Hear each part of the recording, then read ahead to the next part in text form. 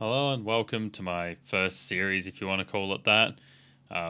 Could call it something like bringing my workstation back to its former glory or something like that. As you can see in the picture that I've got up on the screen right now, that's my workstation. Yeah, as you can see, there's bits and pieces from all over the shop in it. It's been a bit of a parts bin. It's had crap swapped out, given away, and now it's been reduced to this. The only redeeming thing it's got now is the parts that I recently acquired for it, which is that motherboard and the CPU that goes along with that anyway. And you'll hear a bit more about the history on this as the videos and the series go on if you're interested in knowing about how it all came to be. But the first thing I wanted to do in this series was address the overheating VRMs on it, because a lot of these earlier X299 boards just had really pathetic heat sinks on the MOSFETs and I guess the power delivery system overall. So I was looking around on the internet and I was gonna try and find like just sort of some generic MOSFET water block sort of thing, and you don't really see it in this case anyway because it'd be behind the radiator, which is, like I said, it's a pro and a con, as you'll see later on in the video when I sort of discuss that. But anyway, when I was looking for that, I discovered this on eBay for $15, and was it like $13.95 shipping. This EK monoblock that happened to fit my particular motherboard. So yeah, you would probably think that's a little bit too good to be true, to be honest with you. Like, yeah, it's a bit, it's not the latest thing to come out or anything, but still $15, and he's claiming it's brand new. And yeah, so I decided to bite the bullet, and fuck it, I thought, what's the worst that could happen? I lose $29 or whatever. I can't remember exactly what the shipping was. I think it was like $13.95 or something like that. So we'll call it what it is, $14, $15 for the block. Yeah, lose $29. It was like, oh well, it's worth the risk. And besides, it's eBay, and their buyer protection usually is pretty decent. So yeah. Anyway, enjoy the rest of the video, and you'll see what happens, I suppose. So this here is my workstation PC, and pretty much it's just always been made up of spare parts I've had laying around, or things I've just found a good deal on, or other parts from other computers, basically. But now I decided to show it some love, because you can see, like, even this water cooling loop, this is like made up of like bits and pieces. Like, the only thing I've actually purchased like solidly for this build is the two radiators, the fans, and the case. Pretty much everything else is just bits that I've had, like I said, for testing or for other computers, or I've just come across decent deals on stuff. At the moment, unfortunately, it did have a water-cooled graphics card in it. That's why I've sort of got like that there, because I didn't have any more of this sort of tubing that would fit these fittings. I got other tubing I could use, but that was just the easiest solution, was to put that in there for now. That's pretty jank, and this tubing's, yeah, you see it's like, leached all the plasticizer. It's shit. This is only like cheap stuff. I just bought this just for, camera work. Sorry. I bought all this tubing here just for testing and for draining loops and stuff like that. It wasn't ever meant to really be installed in a computer. It was very cheap. Yeah, onwards to the actual issue at hand. I had a Rampage Omega board, and the CPU that I had in that was in my gaming rig. The CPU in that decided to pack up and die. So I decided to sell that board, which would have been perfect now, because I sold it thinking I was never going to ever muck around with X299 stuff ever again, thinking, oh yeah, we'll move on from that. But I came across a 7960X on an auction, and I got that at a really good deal, so I'm like, yeah, screw it, we'll get it. And then, of course, I needed a motherboard, so now I am stuck with this, which is a ASRock X299 Taichi. It's nothing special. It's okay, it does the job. But my main complaint with it is the VRM cooling solution, which, as you can see up there, yeah, that's all we got. It's pretty pathetic. And the fact that it is only an 8-pin power, but I'll be honest, I've pulled 450 watts out of this already during a Cinebench run, but Probably not the greatest because that there was so fucking hot I couldn't even touch it. And my other big complaint with that is that it is cooking my RAM, and that's causing it to actually become unstable because it's getting just so hot around this area, transferred probably off the VRM. So I'm hoping by installing that monoblock that would resolve all my issues. Yeah, pretty much that's going to be sort of like the first step in actually making this computer back to being a nice computer again. Actually, you know, performance-wise it works well, but the GTX 770 in there is not great. That's just a temporary placeholder because I obviously don't have a iGPU in there, so I needed something for a picture on the screen. But yeah, we're going to put another water-cooled GPU in it again. What else? Yeah, I'm going to fix up this whole water cooling loop and make this actually nice. I actually have some glass tubing for it and I have all the fittings for it. I'm going to need a few more fittings though, so I won't be able to do that yet because I'm going to have to wait for those to come, and at the moment shipping's kind of hectic. Because, you know, Black Friday coming up close to Christmas, that kind of thing. I'm also going to get the distro plate that basically replaces this whole back section with it, and I think that'll look cool too. And then I can put this pump back to being my back of my outside rig. Although having said that, I do think this reservoir actually looks kind of nice given the price point of it. It's just it's an AliExpress special, and actually surprisingly I bought it for the reservoir and it came with this pump, and that's when I discovered that these pumps actually aren't that bad. This thing's been in here for, I'm not actually sure exactly how long, but quite some time, and you know what? It's never actually missed a beat and it pumps just fine, and it's actually quite quiet, and it is PWM controlled, so there is that. But you know, I think that one's going to go outside for the testing, for the test bench, I think. And I guess I've just used it for like flushing loops and just general things like that, I guess. It works alright.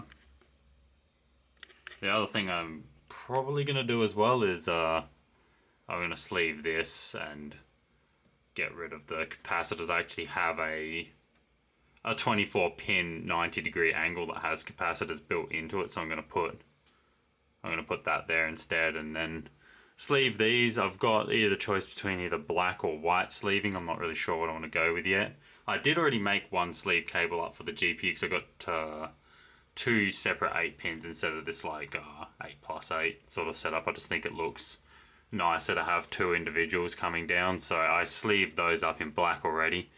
But I guess we can always change it. It's not the end of the world if I decide to go with white, but I think black might be the play here. So I did indeed actually receive a package that looks like it's all legit. It's got all the correct things, even sealed still, so I wonder, I don't remember in the listing if it said it had never been opened or not, but I'm going to double check that now actually. But let's open it up and we'll see if it's all legit or if I or if I got scammed. So it's kind of hard to do with one hand. I don't have a tripod or anything to put this on, so bear with me here. Oh god, how do people do this? It's hard. I think I've got it. Yes, there we go. Alright. Yeah, definitely going to need a tripod if I'm going to make videos, I guess. Let's slide you out. Oh, that looks like your typical EK packaging to me. So it should have a... Yep, here we go. Oh, no shit. Well, that's a good sign. We got the thermal pads for it. Instructions. Yeah, no shit, wow. No kidding. This is completely unused in the box. $15 monoblock. That's incredible. Wow, well shout out to that eBay user, man. This is that's sick. I mean, obviously it's quite a niche product and it's not exactly new on the market or anything, but still, you know, I think you could have gotten more than 15 for it, but hey, I'm not going to complain, that's for sure. Yeah, my only major complaint about this Fantex case here is the fact that, and don't get me wrong, I do love this case, but this is one thing that's kind of a pro and a con about it, is all that up there sits behind the radiator. So in order to change this block out and put my monoblock, it's going to be a whole motherboard out job. It's not the end of the world, but it's kind of annoying because getting the cables in, because all the cables sit behind the radiator too. I don't want to take the radiator out because I've got all the cables for the fans and the RGB on it already, like, I guess, routed down there and all tied up and everything, so it's not exactly easy to get all that off. It would actually just be quicker to take the motherboard out. But I guess on the plus side, it does hide the 8 pins and stuff, so it's one less cable you got to sleeve, I guess, if you look at it that way. But yeah, that is kind of one annoying part about it, is how that sits up in there. It would have been nicer if they just made the case a little bit taller so that the motherboard top sat in line with the fan. And I'm not running a thick radiator or anything like that in there. It's just you can't really see. I can't really think it's either 28 or 30 mil. It's not just your standard. I've got, yeah, and here I've got the 480 and a 360. And I'm thinking eventually, because I've got pretty much all the storage for it is on my server. I've just left some stuff on here, and I've got to sort all those files out that are on here. And then I could put another radiator down here, which would look quite nice with the distro plate that I was talking about earlier and everything. I think the other thing about it though is I noticed straight away this here is 12 volt RGB, as it's 4-wire. And it looks like I can just take this plate off here with 2 Allen keys, and that's just a strip just sitting there. So I'm going to replace that with a 5 volt DRGB, ARGB, whatever you want to call it, 5 volt addressable RGB strip in there, because that will work with my ecosystem of RGB that I've already got going in that computer, which works off of the Fantex, you know, the front IO RGB controller, which I like because then you've got no bloatware and it will work with any hardware that I choose to put in the system. There's actually one thing about this motherboard that I did like is that you don't actually have to run software to run the RGB. It's actually in BIOS that you can actually change it, which I did like. So I sort of dug around through my supplies and this is what I come up with. So pretty much I've just replaced the, well, it's not very even, I might fix it up a bit. Basically just replaced the standard 12 volt strip, which is here with this 5 volt ARGB one. Though, no, it's just a fatter PCB, the actual. Yeah, I was wondering if that's going to be as bright because those look a little bit smaller, but maybe they're not. It's just on a thinner PCB, that's all. Alright, fair enough. Alright, well, we'll see how this goes anyway. I'm going to get this installed, so I'm going to drain the loop, take the motherboard out, and see how this thing goes. Alright, so I've decided to bring it out here to my workbench because, yeah, as I was saying before, that's where the power pin is there. And so we're actually, I did forget about this, to access the top screws to get this motherboard out and everything, I'm going to have to basically unscrew the radiator and let it sort of dangle there for a bit, unfortunately, and then bolt it back up once I put everything back. And so there we go, finally got the motherboard out of the case. I think what I'm going to do for that is actually, for one, actually clean some of the dirt out of there. That's disgusting.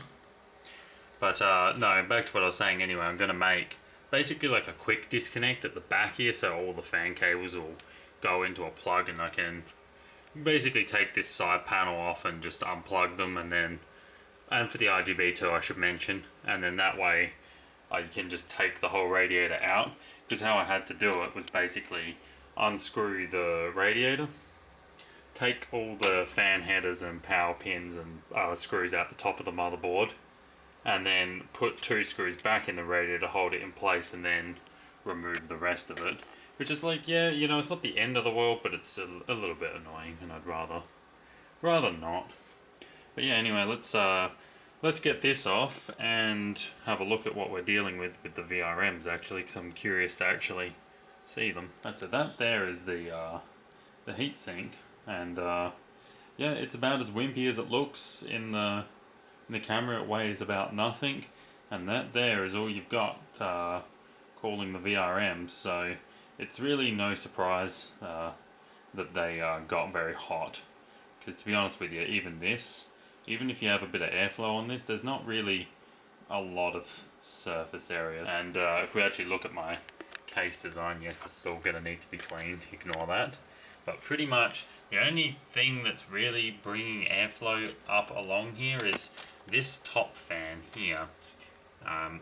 Air coming up here would most likely probably kind of bypass, because it's going to get sucked up into those fans there.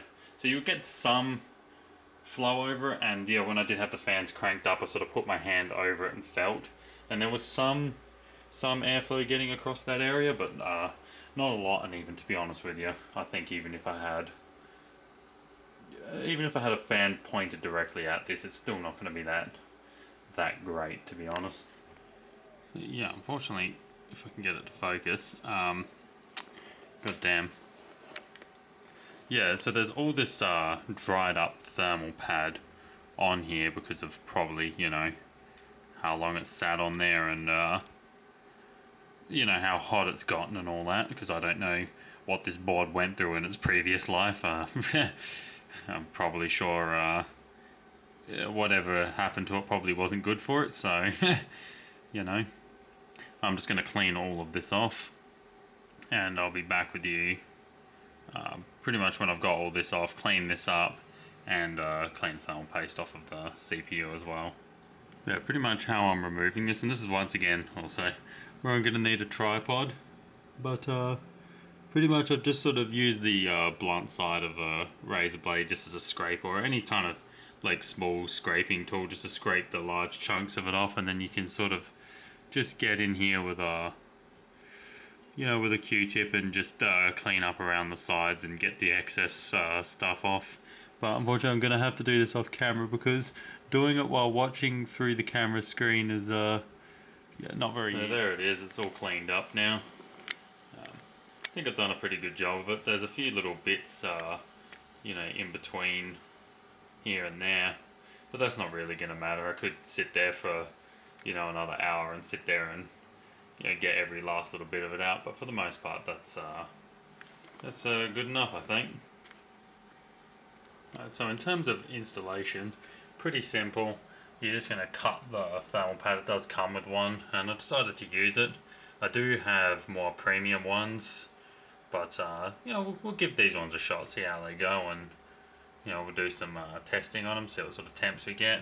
And so obviously you want to make sure, most importantly, that all those MOSFETs are covered there. And then this one I decided to install on this side because I thought it would be easier because of the way this aligns, to cover those inductors there. But honestly, they're not as important, but make sure 100% that those are covered up. And then all that's going to happen is you've got these four here, and they're just going to go in the regular way you would mount your CPU block. It's going to punch all the way through, and then it's got these to fasten it at the back. And then as for the VRMs, it's just going to go in the standard holes as well, and you're just going to use the screws that come with it to just screw it into there, basically. Yeah, very simple. And I'll come back to you when this is done. And there we go, we have it all installed and everything. I think that looks quite nice, and hopefully it fixes the whole VRM issue. Well, actually, I know it definitely should fix it, but yeah, let's get it all installed and do some testing on it.